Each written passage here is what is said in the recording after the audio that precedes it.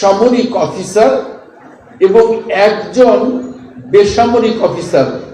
তখন যেহেতু জেলার বাইরে সাব ডিভিশন ছিল, সেই এসডিও সাহেব, বেসামরিক অফিসার এসডিও সাহেব সহ যে 4 এপ্রিলের সভাটি হয়, সেই সভায় সভাপতিত্ব করেন মহান মুক্তিযুদ্ধের জেনারেল।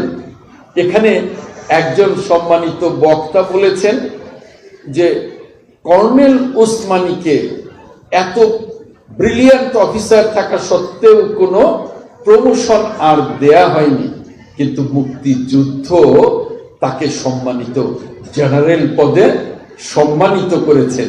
সেই জেনারেল ওসমানী ওই 4 এপ্রিল তেলিয়াপাড়ার সভায় সভাপতিত্ব করেছিলেন এবং সেই সভায় তদানীন্তন মেজর জিয়া 2টি প্রস্তাব করেছিলেন, যে 2টি প্রস্তাব তাৎক্ষণিকভাবে গৃহীত হয়েছিল। তার একটি প্রস্তাব ছিল এই যুদ্ধের নাম হবে মুক্তিযুদ্ধ, সাথে সাথে প্রস্তাবটি ওই সভায় গৃহীত হয়েছিল। আরেকটি প্রস্তাব ছিল যে এই যুদ্ধে নেতৃত্ব দেবেন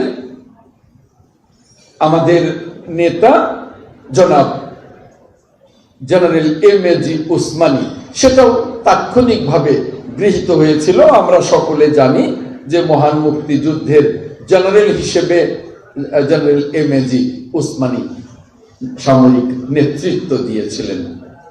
আমি ওই তেলিয়াপাড়ার সভার ঐতিহ্যকে রক্ষা করবার জন্য তাৎক্ষণিকভাবে ঘোষণা করে এসেছি এবং জেলার ডিসিকে বলেছি, এবং আমি নিয়মিত ফলো আপ করি যে তেলিয়াপাড়ায় ঢুকবার আগে যে একটা স্মৃতিস্তম্ভ আছে, সেখানে যেন এইটাকে সুষমমণ্ডিত করে ওই 13 জন জেনারেল ওসমানী থেকে শুরু করে তদানীন্তন মেজর জিয়া, শহীদ রাষ্ট্রপতি জিয়াউর রহমান থেকে শুরু করে আরো যারা কর্মকর্তা ছিলেন, আর্মি অফিসার ছিলেন এবং একজন বেসামরিক অফিসার এসডিও ছিলেন, তাদের জন্য একটি নাম ফলক ওখানে দেয়া হয় এবং সেটা যেন সুন্দর করে মেইনটেইন করা হয়। এটা আমি নির্দেশনা দিয়েছি এবং এটার কাজ চলছে। আমরা সকলেই ইস্ট বেঙ্গল রেজিমেন্টের কথা বলছি। ইস্ট বেঙ্গল রেজিমেন্টের পাশাপাশি ব্রিগেডিয়ার জেনারেল হক একটি কথা বলেছেন যে এখনো যারা পার্বত্য চট্টগ্রামকে আমাদের বাংলাদেশের অখণ্ডতায় রাখার জন্য বিচ্ছিন্নবাদী ষড়যন্ত্রকারীদের হাত থেকে পার্বত্য চট্টগ্রামকে আমাদের বাংলাদেশের ভূখণ্ডে সুষমমণ্ডিত করবার জন্য লড়াই করছেন, জীবন দিচ্ছেন, তাদের জন্যেও আমরা যাতে কিছু করি মুক্তিযুদ্ধ মন্ত্রণালয় থেকে। যেহেতু মুক্তিযুদ্ধ মন্ত্রণালয় খেতাবপ্রাপ্ত মুক্তিযোদ্ধাদেরকে স্মরণ করি, তাদের সম্মানী দেই এবং সাধারণ যারা যোদ্ধা তাদেরকেও সম্মানী দেই। এই যোদ্ধাদেরকে আমরা খেতাব দিতে পারি কিনা, সম্মানী দিতে পারি কিনা, টাকাটা বড় কথা নয়, সম্মানীটা বড়। সেটাই ব্রিগেডিয়ার জেনারেল হক জানিয়েছেন। আমি আমার মুক্তিযুদ্ধ মন্ত্রণালয় থেকে এ বিষয়ে কাজ করব, আপনাদেরকে কথা দিচ্ছি। সম্মানিত সুধী মণ্ডলী, আজকে ইস্ট বেঙ্গল রেজিমেন্টকে নিয়ে আপনারা যে চমৎকার আয়োজন করেছেন, এই ইতিহাস, এই ঐতিহ্য টিকে থাকুক।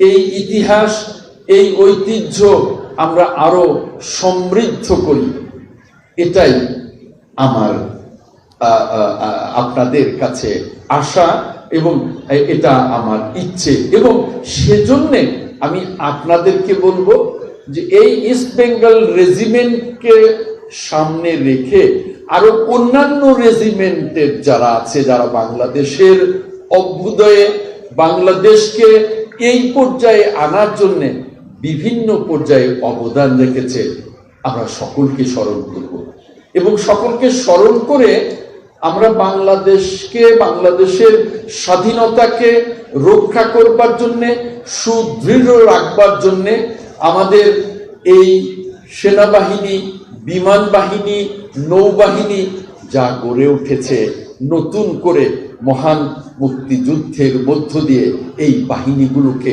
আমরা অনেক শক্তিশালী করব, এর পেশাদারিত্বকে আমরা অনেক সুদৃঢ় করব, এই আশাবাদ আমি ব্যক্ত করছি। সম্মানিত সুধী মণ্ডলী, এর চেয়ে খুব বেশি কথা বলবো না। আমাদের আজকের প্রধান অতিথি, যিনি এই বাহিনীরই একজন গর্বিত সদস্য ছিলেন, আজকে যিনি বাংলাদেশকে বারবার নেতৃত্ব দিয়েছেন, তিনি এর আগে আজকে মাননীয় স্পিকার, কিন্তু 2001-এ, 91, 96-তে তিনি এমপি হয়েছেন 7 বার, তিনি মন্ত্রী হয়েছেন বারবারই। 2001-এও তিনি 3টি মন্ত্রণালয়ের মন্ত্রী ছিলেন, তার আগে 91, 96-তেও মন্ত্রী ছিলেন। তিনি আরো অনেক চমৎকার কথা বলবেন, অনেক তথ্য দেবেন। শুধু এটুকু বলবো যে ইতিহাস এবং ঐতিহ্য রক্ষায় আমার মুক্তিযুদ্ধ মন্ত্রণালয় আপনাদেরকে সাথে নিয়ে কাজ করব ইনশাআল্লাহ। সর্বশেষ যে কথাটা বলতে চাই, ব্রিগেডিয়ার জেনারেল হক রাওয়া সম্মানিত চেয়ারম্যান বলেছেন, আমরা বাংলাদেশটাকে গড়ে তুলতে আমরা ঐক্যবদ্ধ থাকব। এখানে স্বাধীনতার পক্ষ বিপক্ষের কথা বলে আমরা দেশটাকে বিভক্ত করব না।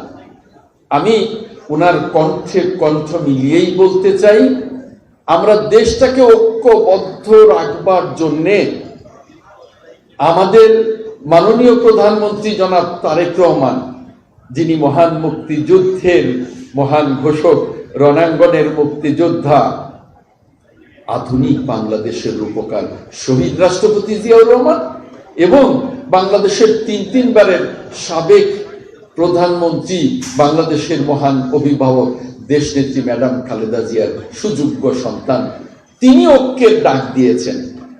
মাননীয় প্রধানমন্ত্রী জনাব তারেক রহমান স্পষ্ট ভাষায় বলেছেন, আমরা ঐক্যবদ্ধ হয়ে বাংলাদেশটাকে এগিয়ে নিতে চাই, বাংলাদেশটাকে সমৃদ্ধ করতে চাই।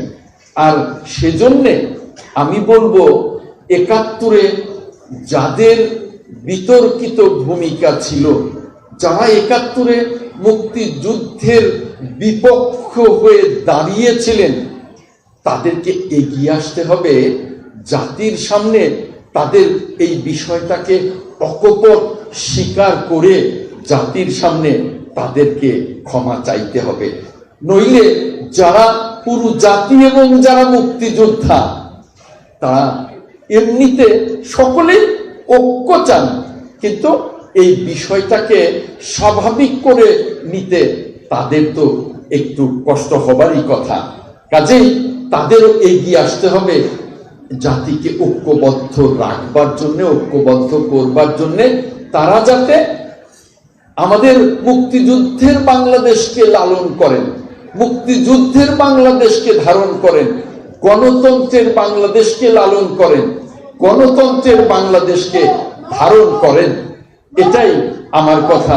বাংলাদেশ, মুক্তিযুদ্ধের বাংলাদেশ, আপনাদের সকলের অবদানে আমাদের বাংলাদেশ আগামীতে ঐক্যবদ্ধভাবে এগিয়ে যাক, এ কথা বলেই শেষ করব। সকলকে অনেক অনেক ধন্যবাদ। আল্লাহ হাফেজ। বাংলাদেশ জিন্দাবাদ। রাওয়া জিন্দাবাদ।